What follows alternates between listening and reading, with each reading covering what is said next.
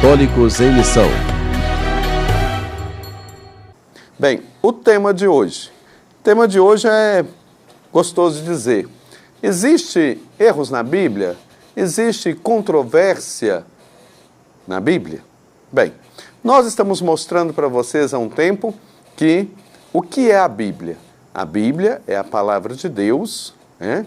A partir da experiência dessa palavra revelada na vida da pessoa. É o mundo de Deus no mundo da gente. E como envolve pessoas, pode acontecer que há interesses diferentes em cada livro e a mesma história e o mesmo texto pode aparecer de forma diferente.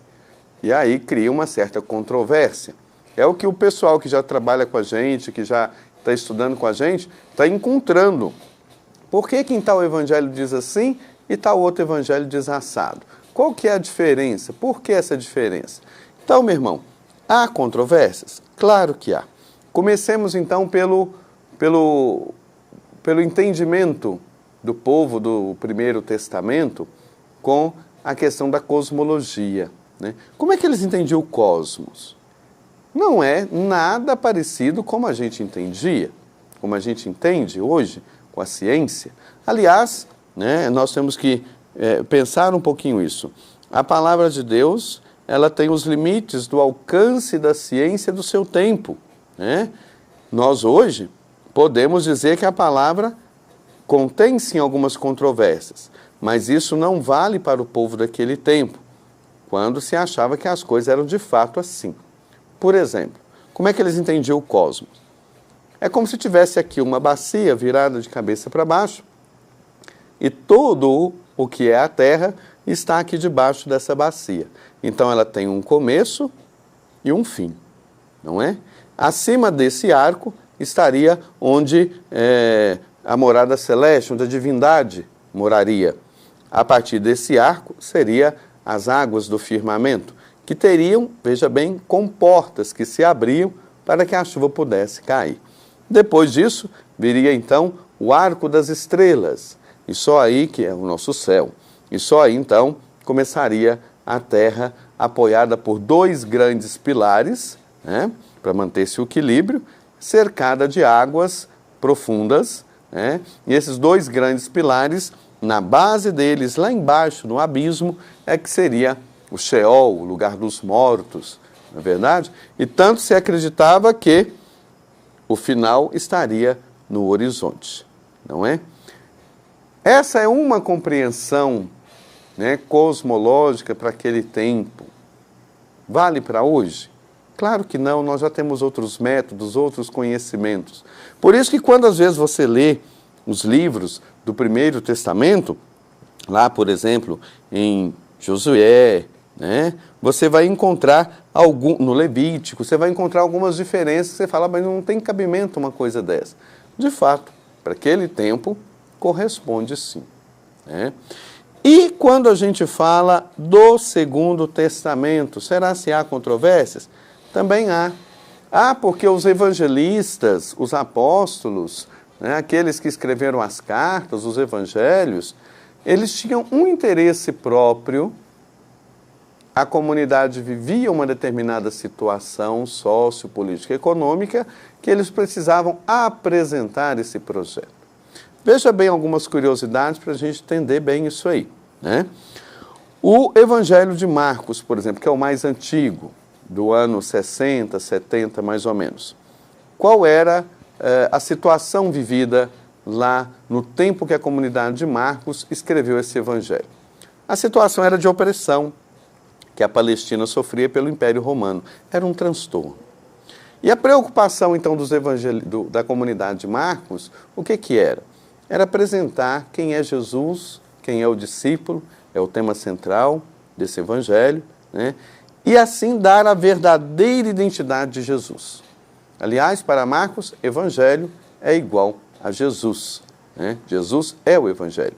E a tese final do livro de Marcos é Jesus, que é igual a Messias, que é igual ao Salvador. Mas essa salvação passa pelo sofrimento e a cruz, tentando responder ao sofrimento que o povo da Palestina passava pela perseguição do Império Romano, fazendo com que o povo compreendesse o seu sofrimento numa dimensão maior de liberdade, numa dimensão maior de busca de autonomia. Então, esse é o interesse do evangelista Marcos. Depois nós vamos saber o porquê que eu digo isso, né? Já no Evangelho de Mateus, o Evangelho de Mateus tem também os seus interesses, a comunidade de Mateus. A comunidade de Mateus aparece entre os anos 80, 90, os seus escritos, né? Logo depois da destruição do Templo de Jerusalém. Bem, a igreja então havia rompido com o judaísmo e estava querendo a sua independência diante do povo judeu. Aí vem uma preocupação. Jesus é ou não descendente de Davi? E aí, então, a comunidade de Mateus se apressa para, então, apresentar Jesus como descendente de Davi, como o Messias esperado. E por isso, então, eles usam aquela genealogia que está lá no início do livro, da concepção do nascimento de Jesus. Ele começa vindo falando que um gerou o outro gerou o outro. Quando chega em Maria, fala que ele nasceu, né? Então, quando chega em Davi, fala que veio Maria e que Jesus nasceu de Maria, para poder justamente colocar, né, essa identidade diante do povo judeu, a identidade do cristianismo diante do povo judeu. E os magos? Os magos em Mateus, aparece lá, para dizer a abertura do cristianismo aos gentios. É a maneira literária que eles usaram disso. E aí Jesus inaugura essa religião que é aberta a todos. E o tema central do Evangelho de Mateus é o reino. O reino. Então aqui já deu para perceber que às vezes o mesmo texto que vai aparecer em Marcos e em Mateus vai aparecer com uma chave de leitura diferente, dada a necessidade daquela comunidade de responder à sua vida. Chegamos ao Evangelho de Lucas. O que tem no Evangelho de Lucas?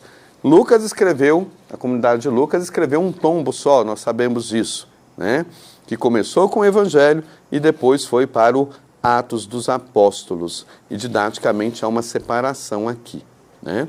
É escrito lá pelos anos 75 a 90, tá? Para um povo judeu fora da Palestina. Então é um outro ambiente, né? A tese é que o Jesus histórico, aquele Jesus que andou lá naquela região, é o Cristo da fé. Porque o público-alvo eram os cristãos procedentes do paganismo. E apresenta, então, a validez do cristianismo diante do Estado romano, né? E aí tem 3 tempos a obra da comunidade de Lucas. O primeiro tempo é o tempo do Antigo Testamento, que é representado pela figura de João Batista, que ao batizar Jesus depois já some na história.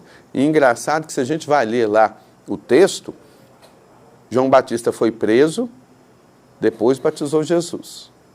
Como é que preso batiza Jesus? Então, tem umas coisas assim que aparecem, mas é uma resposta, é uma forma literária de responder à situação do seu tempo. Depois, o segundo tempo, é que Jesus é o centro da história. Páscoa e Ascensão estão no mesmo dia, né? Então, Jesus, o centro da história, esses 2 elementos fortes acontecem no mesmo dia. E, por fim, o tempo da igreja, que está em Atos dos Apóstolos. O tema-chave de Lucas é que a salvação que Jesus traz aos homens, a salvação, ela, em Lucas, é a base da opção de Deus por meio de Jesus.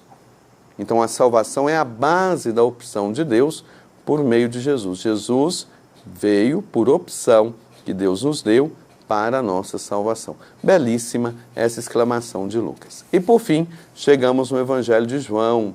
João trabalha com os conflitos e polêmicas da igreja primitiva, da igreja nascente. Já está lá no ano 90, 100, por ali. A grande briga de João é contra o gnosticismo. Quando eu falo João, eu falo a comunidade de João, né, gente? Todo mundo já entende isso. É contra o gnosticismo, a gnose, o conhecimento. Aquela comunidade para a qual João falava, para a qual a comunidade estava inserida, Era uma comunidade que acreditava que a salvação vem do conhecimento. Espírito e matéria eram incomunicáveis, eram duas coisas separadas. Somente pelo conhecimento revelado é que poderia se unir. É daí que vem o escândalo do evangelho da comunidade de João. E o verbo, o conhecimento, se fez carne e habitou entre nós, unindo então o Espírito e a matéria, apresentando Jesus como ponto desta união. Perceberam como é que a coisa funciona, meu irmão? Daí então é interessante a gente perceber esses interesses das comunidades para a gente saber realmente o porquê que começa essas controvérsias. Por que a gente encontra uma coisa diferente aqui de uma coisa diferente acolá, né? Para facilitar o nosso entendimento. E hoje nós estamos falando um pouquinho daqueles erros e controvérsias que podem ter em alguns textos bíblicos. Eu já apresentei o objetivo de cada evangelista, né, para que vocês pudessem entender um pouquinho já no Segundo Testamento. Mas nós temos essas controvérsias também lá no Primeiro Testamento, quando eu citei para vocês já no livro de Josué, Levítico, mas que estão dentro do conhecimento, limitado ao conhecimento daquele povo daquela época. Né? Então não podemos dizer que está errado. Era o que eles sabiam. Né? Tem alguns exemplos aqui, por exemplo, olha, vamos pegar aqui. Josué mandou o sol parar durante a guerra, né? Que o sol se deteve, a lua ficou imóvel até o ponto que se vingou dos seus inimigos. Está lá no capítulo 10, versículo 13 de Josué. Hoje em dia a gente sabe que não é o sol nem a lua que para. Né? Então essas coisas a gente precisa entender que a força da literatura é para mostrar a força do poder de Deus, a intervenção do poder de Deus, a força da fé. Né? Depois, um outro exemplo que está lá no livro do Levítico também, é que fala que coelho e lebre são animais ruminantes. Ora, hoje em dia, né, não cabe a gente pensar numa coisa dessas assim. Mas para aquela época, teria o seu fundamento. Né, meu irmão? Bom, e aí voltando para o Evangelho, vamos pegar aqui um Evangelho, né, que a gente poder entender. Por exemplo, se a gente comparar aquela parábola, aquela parte do Evangelho que nós ouvimos na Semana Santa, quando Maria lava os pés de Jesus com um perfume muito caro, e aí Judas fala assim, nossa, esse perfume é muito caro, podia ter vendido para comprar para os pobres. Aparece nos 4 evangelhos. Marcos, aparece em Mateus, e aparece em João, né? Só que cada um aparece de uma forma. E João logo já dá uma cartada, dizendo que Judas não tinha interesse em ajudar os pobres. Né? Mas o centro está naquela frase, pobres sempre tereis convosco. Então a gente se pergunta, tenta legitimar. Não, se próprio Jesus já falou que pobre a gente sempre vai ter conosco, então é por isso que tem a pobreza no mundo. Mentira. O que Jesus disse não foi isso. O que ele disse está ligado à cena da mulher lavando os pés dele, né, se reportando ao livro do Deuteronômio, capítulo 15, que apresenta pobre como Anauim. E o que é Anauim naquele termo? Anauim, para aquele tempo, são aquelas pessoas que não tinham mais onde se agarrar, não tinham mais nenhuma segurança e depositaram toda a sua confiança em Deus. É o papel daquela mulher Maria lavando os pés de Jesus, né, com aquele perfume muito caro. Ela não tinha mais aonde se segurar, ela não tinha mais aonde buscar esperança a não ser em Deus. Então, pobres, sempre o tereis convosco, nesta perspectiva dos anauins, aqueles que não têm mais onde se segurar e depositam toda a sua confiança em Deus. Só se seguram em Deus. Então, aqui aparece, né, quando você vai comparar os evangelhos, a diferença, porque cada um está virado para uma realidade, para a sua comunidade, e precisa responder. Um outro exemplo que nós temos, né, que vocês podem acompanhar depois, né, se quiserem ver, é a despedida de Jesus. Nós estamos no período da Páscoa. E E nós já estamos sabendo que Jesus está aparecendo aqui a colar para os discípulos, para juntar os discípulos de novo. Daqui a pouco vem a festa da Ascensão do Senhor, quando ele se despede. Bom, tem evangelista que fala que ele se despediu em Jerusalém. Mateus fala que ele despediu na Galileia. Afinal de contas, essa ascensão se deu aonde? Né? Que controvérsia é essa? Ou é em Jerusalém ou é na Galileia? Eu já mostrei aqui o porquê dos conflitos. Né?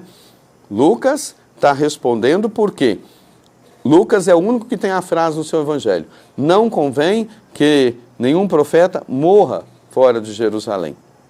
Então, a partir disso, ele coloca Jerusalém no centro. Para ele, para Lucas, né, Jerusalém é o centro. É no templo que começa, né, o seu evangelho, o anúncio de João Batista, é em Jerusalém. Então é de lá que ele teria que voltar. Já para Mateus, não. Para Mateus, ele, colocando o seu interesse no reino, como eu já disse antes, né, ele coloca então o reino junto aos anauins, aqueles que põem a sua última confiança em Deus. Por isso ele se desloca para Galileia, porque Galileia é periferia. Galileia é uma periferia, é terra de gente humilde, é lugar, né, onde Jesus iria se manifestar por natureza. Então, por isso que Mateus carrega a despedida de Jesus lá para junto do mais simples, para junto do mais pobre. Isso por causa dos interesses das comunidades da época, daquele momento que eles viviam. Então, para nós, interessa onde ele se despediu? Não. Interessa realmente como eu me porto diante desse Cristo ressuscitado. Esse é o convite. Eu me sinto depositário dessa ressurreição. Hoje aqui estamos trabalhando com a vela justamente para lembrar desse período. Eu me sinto depositário dessa ressurreição? Então, meu irmão, hoje o que eu queria trabalhar com vocês é um pouco isso, né, na ausência do Frei Antônio, que está lá em Belo Horizonte, né, mas nós preparamos um pouquinho esta reflexão para hoje. TV Candidez. Aqui a cidade tem muito mais espaço. Fundação Jaime Martins, promovendo cidadania.